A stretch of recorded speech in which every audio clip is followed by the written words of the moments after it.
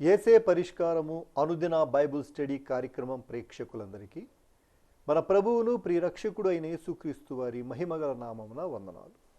ప్రభువునందు ప్రియ దేవుని బిడ్డలారా, నేటి దినము దైవజనులు కారుపాటి శ్యాన్సాగర్ గారి ద్వారా ఎహెస్కేలు గ్రంథమును ధ్యానం చేసుకుందాము.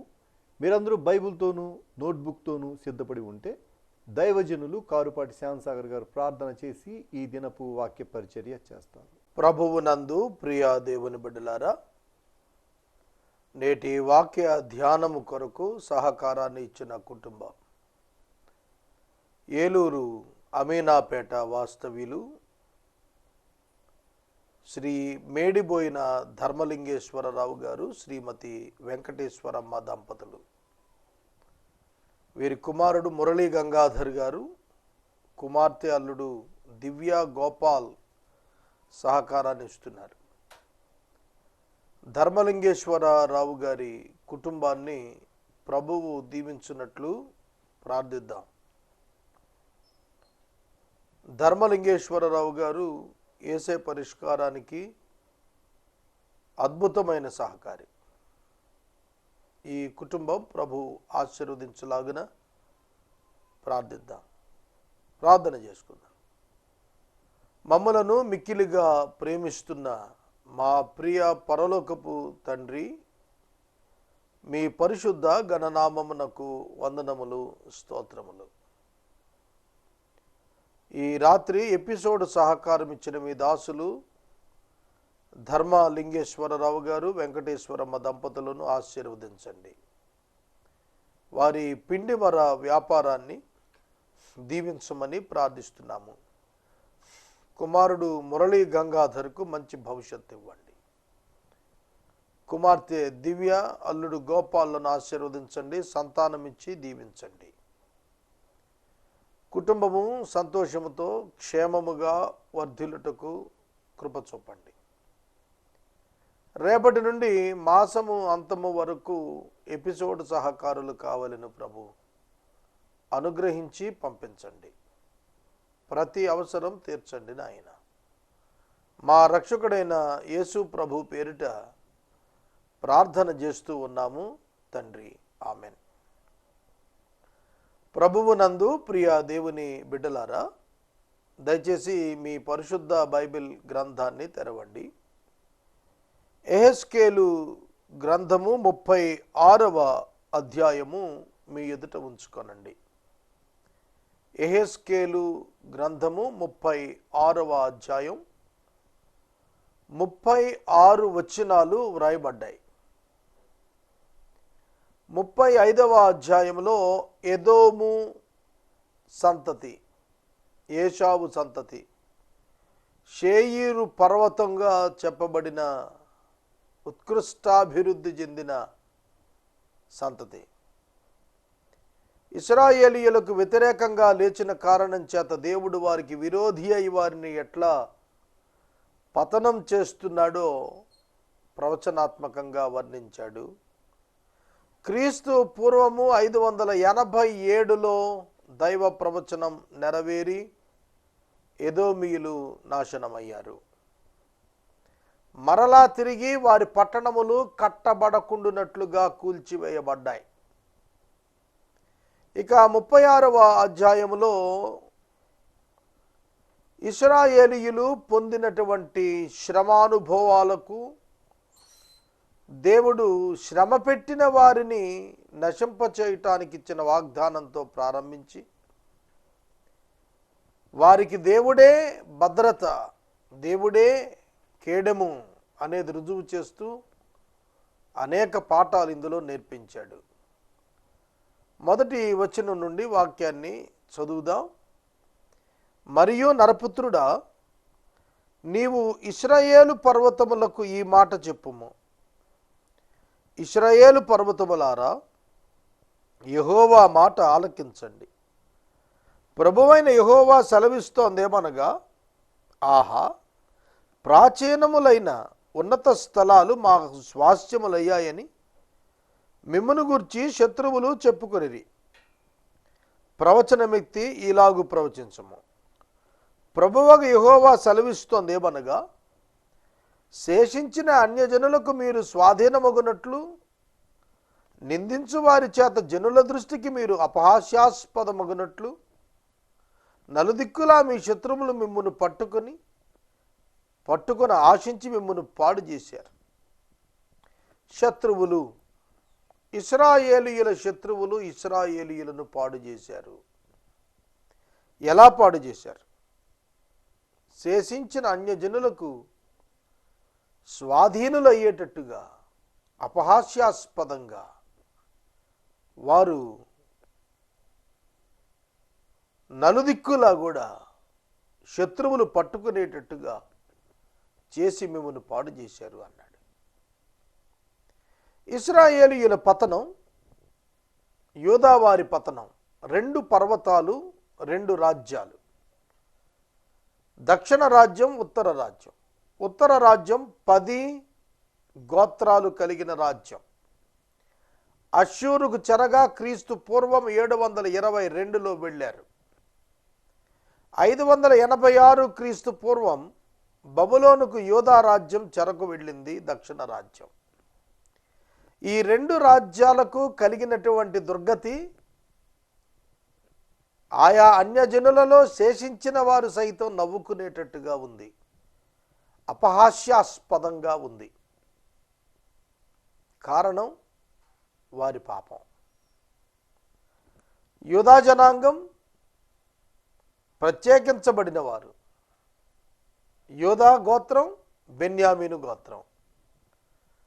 ఇరువురు స్పిరిచువల్ అండ్ రైచియస్ సంతానాలు అయినప్పటికీ మిగిలిన 10 గోత్రాలు చేసిన విగ్రహారాధన కంటే మరి ఎక్కువ విగ్రహారాధన యెరూషలేములో యూదా జనాంగం చేశారు.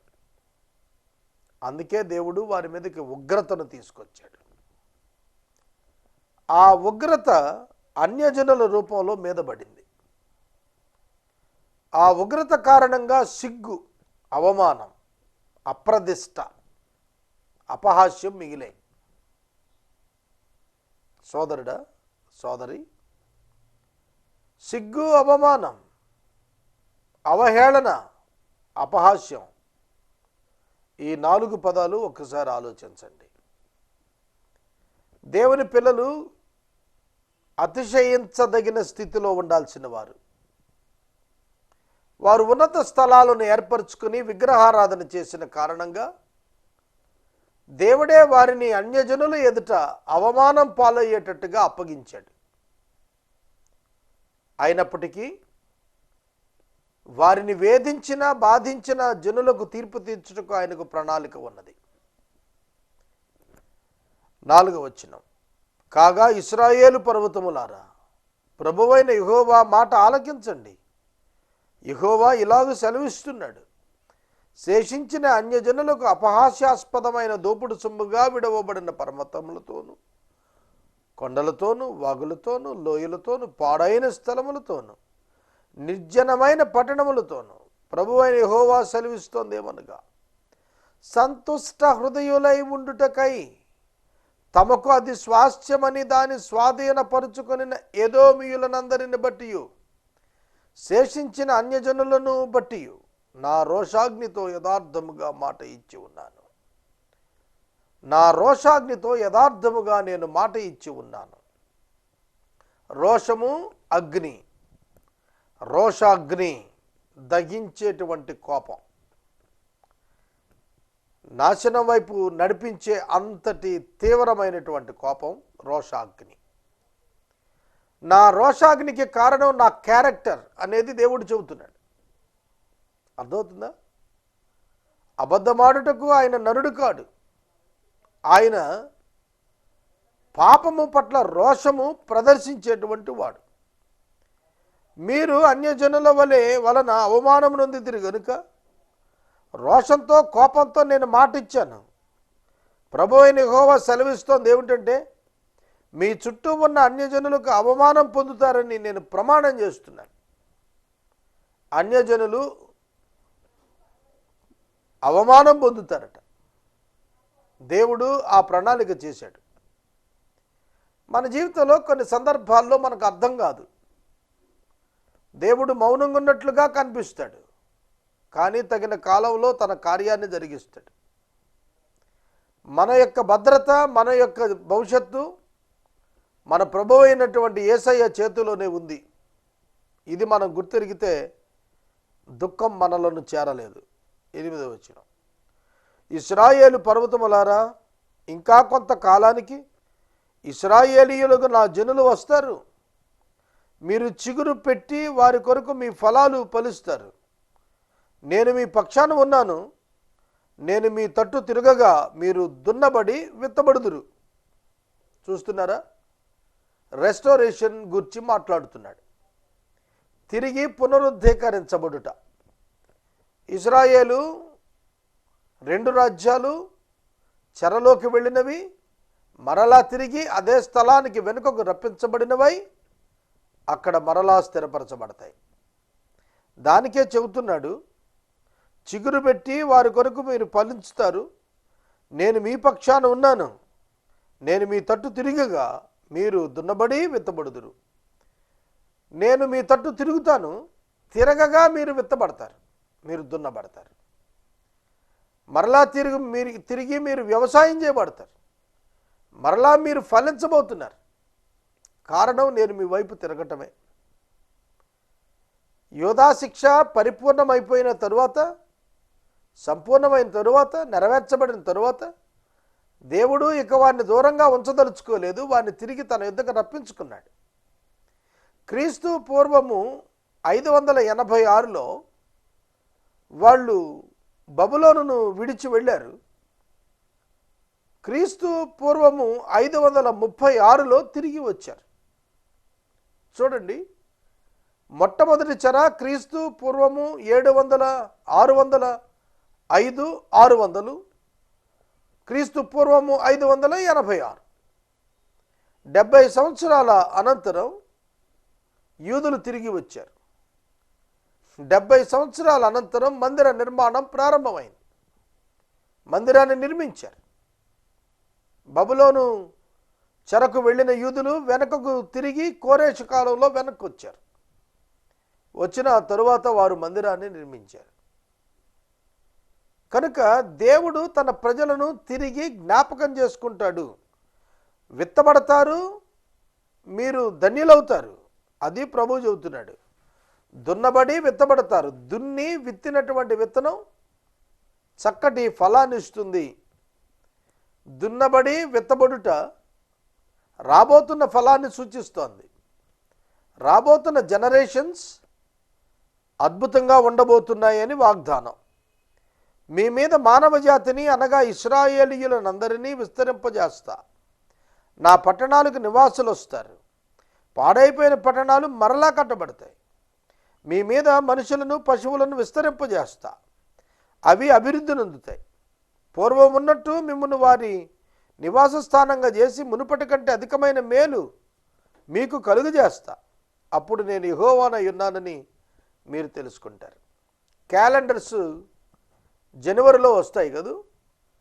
న్యూ ఇయర్ క్యాలెండర్స్ ఇప్పుడే సిద్ధం చేస్తున్నారు. అప్పుడే ప్రతి క్యాలెండర్లో రోజు ఒక వాక్యం, ఒక వాగ్దానం పెడుతూ ఉంటారు. క్రిస్టియన్ క్యాలెండర్స్లో ఇక్కడ చెప్పిన మాట అట్లా క్యాలెండర్స్లో నేను చాలా చోట్ల చూశాను.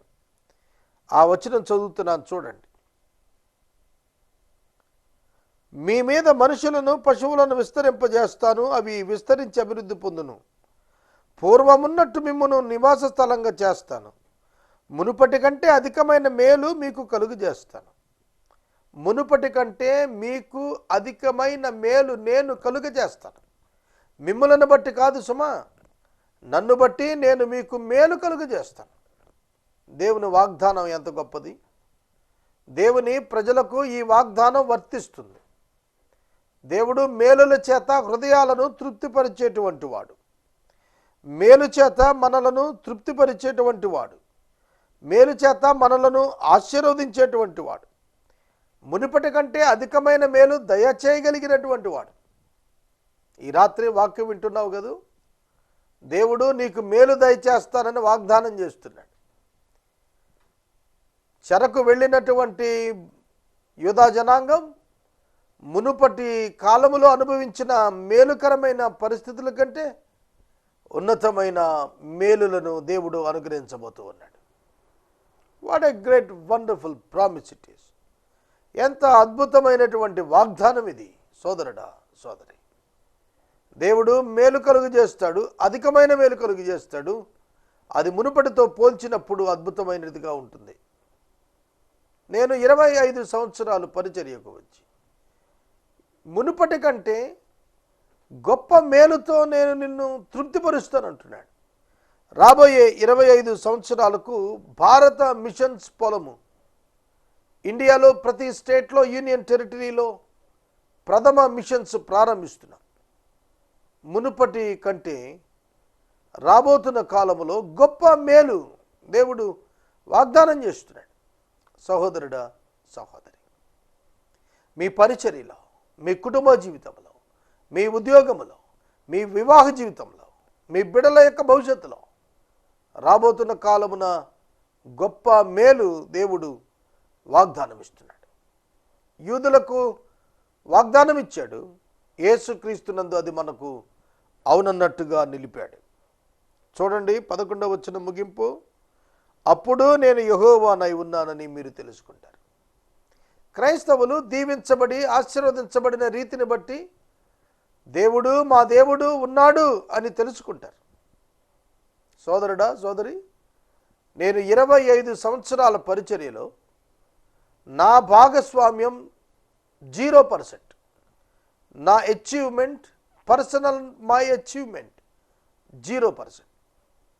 కానీ నా ప్రతి విధమైన పరిచర్య సక్సెస్ఫుల్గా చేసిన వాడు నా ప్రభు అయినటువంటి యేసుక్రీస్తు.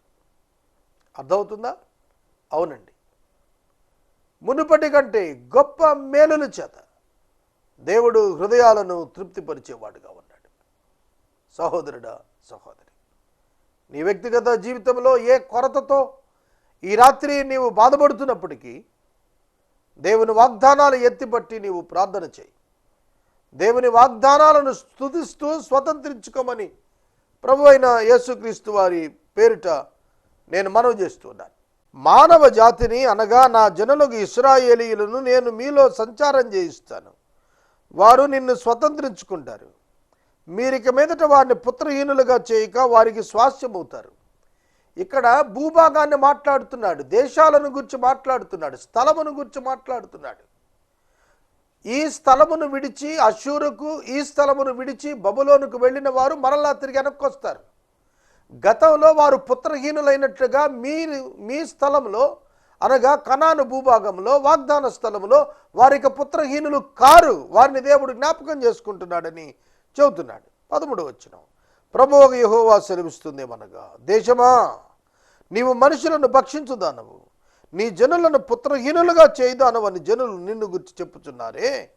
నీవు మనుషులను భక్షించవు, ఇక నీ జనులను పుత్రహీనులుగా చేయవు. ఇదే ప్రభువు యెహోవా వాక్కు. చూడండి, చెర నుండి వెనకకు తిరిగి వచ్చిన తరువాత దేశములో పరిస్థితులు మారబోతున్నాయి. అది దేవుడు వాగ్దానం చేస్తున్నాడు. యెహెజ్కేలు ద్వారా బబులోనులో అప్పటికే చెరకు వెళ్ళిన యూదులకు దేవుడు ఒక సమాధానకరమైనటువంటి నిరీక్షణతో కూడినటువంటి భవిష్యత్తు వారి సంతానాలకు ఉందని తెలియచేయటం ద్వారా వారిని బలపరుస్తున్నాడు. అర్థమవుతుందా? మనం ఎంతవరకు చూడగలుగుతాం? మన పిల్లల తరం బాగుంటే చాలు అనుకోగలుగుతాం. అక్కడ వరకే ప్లాన్ చేయగలుగుతాం. ఇంకా ఆ తర్వాత పుట్టబోయే వారికి రాబోయే పరిస్థితులకు మనం ఏం ప్లాన్ చేయగలుగుతాం? ఏం ప్రణాళికలు చేస్తాం? చేయలేం. కనుక దేవుడు చెబుతున్నాడు, మీరు తెలుసుకోవాలి. యెహెజ్కేలు ద్వారా యూదులకు చెబుతున్నాడు, మీరు మీ స్వస్థలంలో, మీ స్వాస్థ్య భాగంలో మీరు మరలా వర్ధిల్లుతారు. ఇది ఖచ్చితం అనేది ప్రభువు చెబుతున్నాడు. తర్వాత 15 వచ్చింది. నిన్ను గురించి అన్ని జనులు చేయు అపహాస్యము నీకు ఇక వినబడకుండా చేస్తా. జనముల వలన కొరకు అవమానం నువ్వు ఇక భరించక్కర్లేదు. నీవు నీ జనులను పుత్రహీనులుగా చేయకుండా ఉంటావు. ఇదే ప్రభువు యెహోవా వాక్కు. అపహాస్యం వినబడదు, అవమానం భరించక్కర్లేదు. దేవుడు జ్ఞాపకం చేసుకున్నప్పుడు సంపూర్ణమైన వారిగా వారిని తీర్చిదిద్దబోతున్నాడు. సహోదరుడా, సహోదరి, దేవుని పిల్లలు దేవుని విడిచినప్పుడు ఏం జరిగింది? చెరలోనికి వెళ్ళారు. దేవుని జనాంగము దేవుని మరచినప్పుడు, దేవుని తిరస్కరించినప్పుడు, దేవుని యొక్క ఆజ్ఞలను విస్మరించినప్పుడు దేవుడు వారిని చెరకు పంపి బుద్ధి తెప్పించాడు. మనకు కూడా క్రొత్త నిబంధన విశ్వాసులమైన మనమును బుద్ధి పొందినట్లుగా, మార్పు నొందినట్లుగా God designs the conditions and the situations. దేవుడు తన ప్రణాళికను మన పక్షంగా సిద్ధం చేస్తాడు. మనమెన్నడూ దేవునికి దూరంగా జరగకుండా ఆయన మనలను ఎల్లవేళలా సంరక్షించుచు, బుద్ధి నేర్పించుచు సరిచేస్తూనే ఉంటాడు. ఇది గొప్ప పాఠం. 16వ వచనం, మరియు యెహోవా వాక్కు నాకు ప్రత్యక్షమై ఇలా సెలవిచ్చెను, నరపుత్రుడా, ఇశ్రాయేలీయులు తమ దేశములో నివసించి దుష్ప్రవర్తన చేత, దుష్టక్రియల చేత దాన్ని అపవిత్రపరిచారు. ఇశ్రాయేలీయులు తమ దేశాన్ని తమ ప్రవర్తన చేత, తమ క్రియల చేత అపవిత్రపరిచారు. దేవుడు వారికి భవిష్యత్తులో ఉండే తరం కొరకు ఇచ్చిన వాగ్దానాలు నెరవేరబోతున్నాయని చెబుతూనే గతాన్ని జ్ఞాపకం చేస్తున్నాడు. మీరు అపవిత్రపరిచారు కాబట్టి దేశంలో వారు చేసిన నరహత్య విషయం, విగ్రహాలు పెట్టుకొని దేశాన్ని అపవిత్రపరిచిన విషయం, నేను క్రోధం వారిని కుమ్మరించాను. అర్థమవుతుందా? రాబోయే తరాలు ఎందుకు మమ్మలను దేవుడు బబులోను చెరకు పంపాడు అని ప్రశ్న వస్తే ఇది జవాబు. దేశాన్ని అపవిత్రపరిచారు, విగ్రహారాధన చేత అపవిత్రపరిచారు, నర హత్య చేత అపవిత్రపరిచారు. అదే ప్రభువు కారణంగా చూపిస్తున్నాడు. దేవ క్రోధం, దైవ ఉగ్రత వారి మీదకు రావటానికి కారణమైంది. వారి ప్రవర్తన బట్టి, వారి క్రియలను బట్టి వారిని శిక్షించి నేను అన్యజనులలోనికి వారిని వెళ్ళగొట్టగా వారు ఆయా దేశములకు చెదిరిపోయిరి. చూడండి విచిత్రం, దేవుడే తన ప్రజలను అన్యజనుల మధ్యకు వెళ్ళగొట్టెను. ఇక్కడ నాకు ఒక దృశ్యం గుర్తుకొస్తోంది. అదేమిటంటే, ఒక పక్షి గూడులో తన పిల్లలను పొదిగి పిల్లలను చేసినప్పుడు ఆ పిల్లలు ఎక్కడైతే ఆ గూడులో ఉంచబడ్డాయో ఆ గూడు యొక్క పుల్లలలో ఏమైనా ముళ్ళు కానీ ఎడ్జెస్ కానీ గుచ్చుకుంటాయేమో అని చెప్పి మెత్తటి పదార్థాలు, గుడ్డలు కానీ పీచు కానీ తెచ్చి ఆ పిల్లలకు నొప్పి కలగకుండా ఉంచుతుంది. కొద్ది రోజులు అలా ఉంచిన తరువాత, కొద్ది దినాలు గడిచిన తరువాత ఆ పెద్ద పక్షి, తల్లి పక్షి తనంతటా తానే ఒక్కొక్కటిగా ఆ పీచు పదార్థాలను తీసేస్తుంటుంది. కంఫర్ట్నెస్ జోన్లో చక్కగా హ్యాపీగా తల్లి తెచ్చి పెడుతుంటే తింటూ ఎంజాయ్ చేస్తూ ఆనందిస్తూ ఉన్నటువంటి ఆ పిల్లలకు ముళ్ళు, కర్ర పొలలు గుచ్చుకుంటాం అసౌకర్యం అర్థమవుతుంది. ఆ తరువాత కొద్ది దినాలకి గూడు తల్లి పక్షి చెదరగొట్టేస్తుంది, గూడు పెరికేస్తుంది, నిలవ నీడ బిడ్డలకు లేకుండా చేస్తుంది. అలా చేసినప్పుడే అవి బయటకు వెళ్ళి ఎగరటం నేర్చుకుంటాయి, బయటకు వెళ్ళి ఆహారం సంపాదించుకోవటం నేర్చుకుంటాయి, బయటికి వెళ్ళి తల్లి వలె ప్రయోజకురాలు అవటం నేర్చుకుంటాయి. దేవుని ప్రజలకు కూడా కంఫర్టబుల్ జోన్లో దేవుడు ఉంచాడు. ఆ తరువాత వారిని కొద్దిపాటి శ్రమలలోనికి నెట్టాడు. దాని ద్వారా గాడ్స్ ఆపరేషన్ కంప్లీట్ అయి వాళ్ళు పర్ఫెక్ట్ పీపుల్గా, రైచియస్ పీపుల్గా, అప్రైట్ పీపుల్గా వెనక్కి వచ్చారు. అది దేవుని యొక్క ప్రేమ. తల్లి పక్షి తన బిడ్డల యొక్క గూడును తానే చెరిచిన వాటికి ప్రయోజనకరమవుతుందని అలా చేస్తుంది. పక్షిరాజు తన యొక్క బిడ్డను తన భుజాల మీద ఉంచుకొని ఆకాశానికి తీసుకెళ్ళి అక్కడ వదిలేస్తుంది. ఆ పిల్ల పక్షిరాజు యొక్క పిల్ల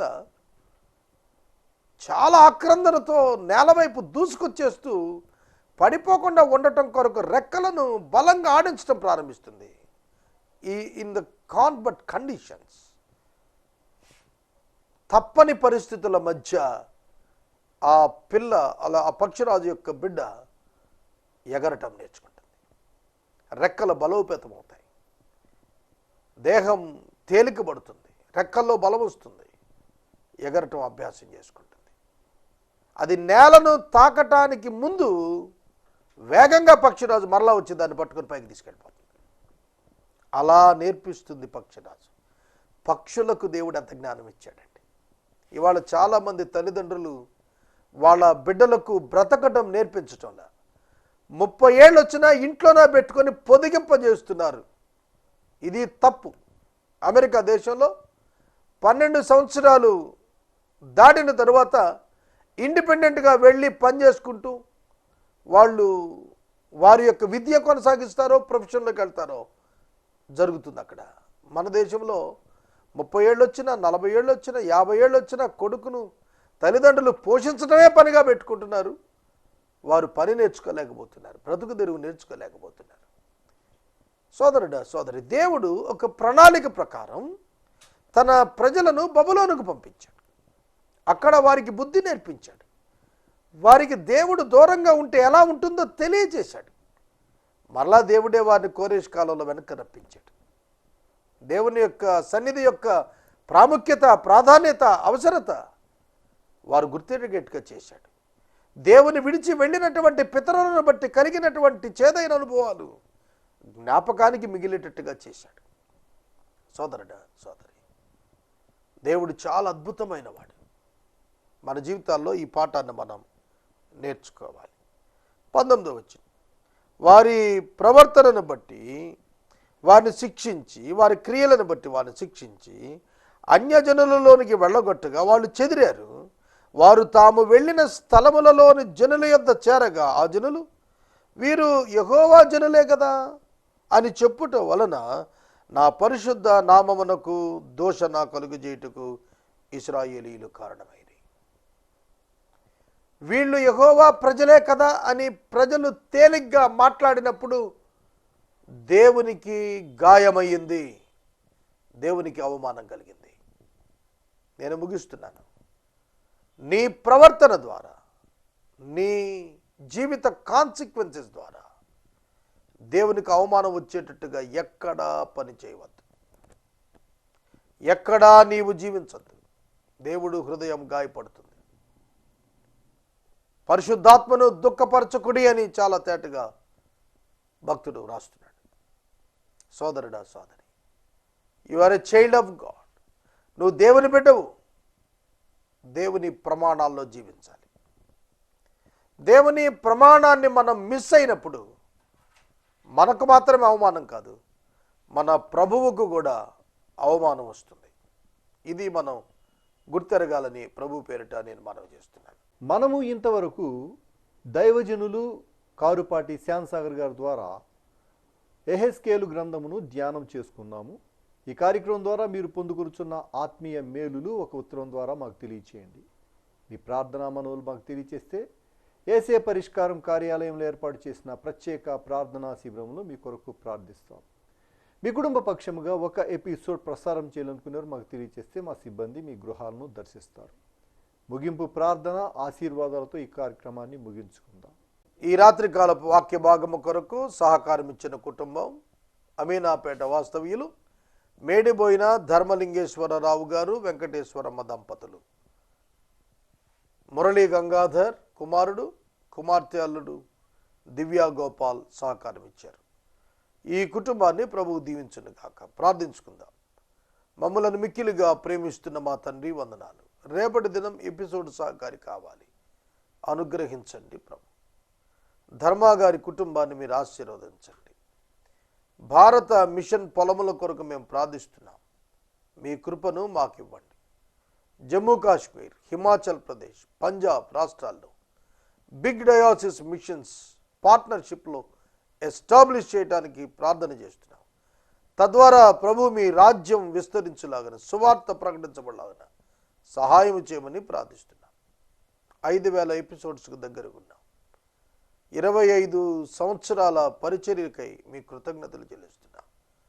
ప్రభు మేము మిమ్మల్ని స్తుతించులాగున ఒక ఏర్పాటు అనుగ్రహించమని ప్రార్థిస్తున్నాం. మా ప్రేక్షకులను ఆశీర్వదించమని యేసు నామమున ప్రార్థించి వేడుచున్నాం తండ్రి. ఆమేన్. తండ్రి అయిన దేవుని ప్రేమ, కుమారుడిని యేసయ్య కృప, పరిశుద్ధాత్మని యొక్క అన్యోన్య సహవాసం సదాకాలం మనందరికీ తోడైండును గాక.